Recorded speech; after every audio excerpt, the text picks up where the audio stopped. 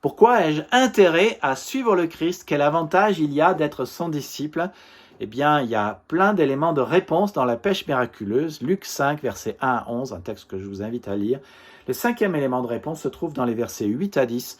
Simon-Pierre tomba à genoux devant Jésus et dit, « Seigneur, retire-toi de moi, car je suis un homme pécheur. » Car l'épouvante l'avait saisi, lui et tous ceux qui étaient avec lui, à cause de la pêche qu'ils avaient faite.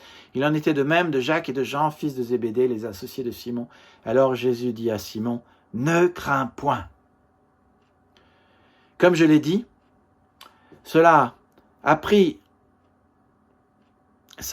appris à Pierre combien Jésus était grand et puissant. Et notez qu'à ce moment-là, il lui dit « Seigneur », parce qu'il était juif. La nouvelle que Jésus était né, c'était très probablement répandu. Il savait très bien que le Messie allait venir, que le Messie était un prophète comme Moïse, le serviteur de l'Éternel dont Ésaïe parle, le Fils de l'homme dont Daniel 7 parle, et aussi le Fils de David et le Fils de Dieu. Donc il savait que le Messie était divin. Il savait qu'en face de lui, par un tel miracle, Jésus, clairement, était le Seigneur de l'univers. Jésus a montré que non seulement il a de l'autorité par ce qu'il enseigne, mais il a de l'autorité sur la création. Et donc il sait que devant lui, il a le numéro 1 de l'univers. Il est le Seigneur des Seigneurs. Et il n'y a personne au-dessus de lui. Il est en face du number 1. Et donc là, alors que quelques versets plus tôt, il disait « Mais Seigneur, on ne va pas faire ceci, enfin tu vas te couvrir de ridicule. » Là, c'est lui qui est couvert de ridicule et qui tombe à genoux devant Jésus. Et qui lui dit « Retire-toi de moi parce que je suis un homme pécheur. » Devant la grandeur et la puissance de Dieu, qui nous montre qu'il peut faire tout ce dont nous avons besoin, il ressent si fort cette fois qu'il n'est rien et que sa misère est tellement grande, que son péché est tellement fort qu'il a besoin vraiment de ne plus être dans la présence de cette personne. Et cette réaction n'est pas simplement la sienne, il est dit qu'il en était de même de Jacques et de Jean. Et si tu avais été au milieu de ce miracle, eh bien toi-même tu aurais eu la même réaction. Nous dirions exactement la même chose, nous tomberions devant Jésus et nous dirions, Seigneur, nous sommes si pécheurs. As-tu vu la réaction de Jésus? Il dit 3 choses. Il dit, ne crains pas, suis-moi, je ferai de toi un pécheur d'hommes. Alors, il ne dit pas en Luc 5, suis-moi, mais il le dit en Matthieu 4, 20, il dit, suivez-moi. As-tu déjà réfléchi aux différents types de réactions que Jésus aurait pu avoir?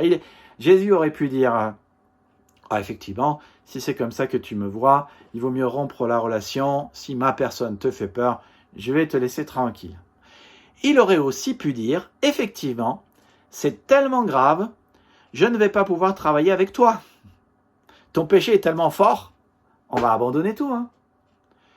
Et j'imagine de telles réactions parce qu'elles sont si humaines et j'imagine que Jésus pourrait les avoir avec moi. Mais ce qui est très intéressant au sujet de Jésus, c'est que sa réaction est à l'opposé de ces 2 réactions.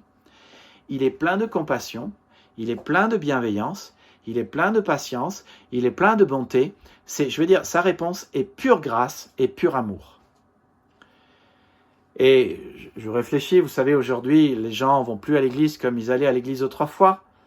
Mais si souvent les gens pensent se présenter devant le Christ et pensent qu'il faut un effort pour aller au culte, il faut un effort pour aller à la messe. Alors, ils se disent, je fais une grâce à Dieu. Mais en fait, dans ce texte, on se rend compte que c'est pas nous qui faisons une grâce à Dieu, c'est Dieu qui nous fait une grâce. Parce qu'il y a beaucoup d'avantages à suivre Jésus et accrochez-vous parce qu'on arrive bientôt à la fin et je vais vous donner toute la liste des avantages. Bon, je suis déjà en train de vous en donner plusieurs, mais non. Parfois, les gens disent, je vais lire ma Bible et je vais prier et c'est une grâce que je fais à Dieu. Non, c'est pas une grâce que tu fais à Dieu, c'est l'inverse. C'est Dieu qui nous fait grâce. Nous avons ici un texte qui montre que Jésus, qui est Dieu, fait grâce à Pierre. il pourrait le condamner pour accepter ses raisons. Il pourrait dire, oui, c'est vrai, il pourrait appuyer là où ça fait mal. Oui, vraiment, tu es un super pécheur. Mais il ne le fait pas. Il pourrait dire, oui, effectivement, il y a trop de différence entre toi et moi, ça ne marchera jamais. Mais il ne le fait pas. Et il lui dit ces paroles qui sont apaisantes. Il lui dit, ne crains pas. Il passe par-dessus son péché. Il dit pas non plus que c'est pas grave, mais il passe par-dessus. Il l'enfonce pas dedans et il l'apaise. Et il lui dit, ne crains pas. Et il lui dit aussi quel est le programme. Donc il passe par-dessus son péché, il lui donne des paroles bienveillantes et apaisantes, et il lui dit quel est le programme. Suivez-moi, et je ferai de vous des pêcheurs d'hommes. Et donc, finalement, il fait 3 grâces. Il passe par-dessus le péché, il apaise, il rassure, et il dit quel est le programme. Donc, j'ai intérêt à suivre le Christ, justement, parce qu'il passe par-dessus mon péché, il ne m'appuie pas là où ça fait mal, il ne m'enfonce pas. Il m'apaise, il me rassure, et il me dit quel est le programme. Voici une excellente raison pour laquelle on devrait être disciple de Jésus-Christ. Il passe par-dessus notre péché, il nous apaise et nous donne sa paix, enlève notre crainte, nous rassure, et il nous dit le programme. Je vous invite à venir dans la prochaine vidéo pour entendre la 6e raison pour laquelle nous devrions toujours suivre le Christ.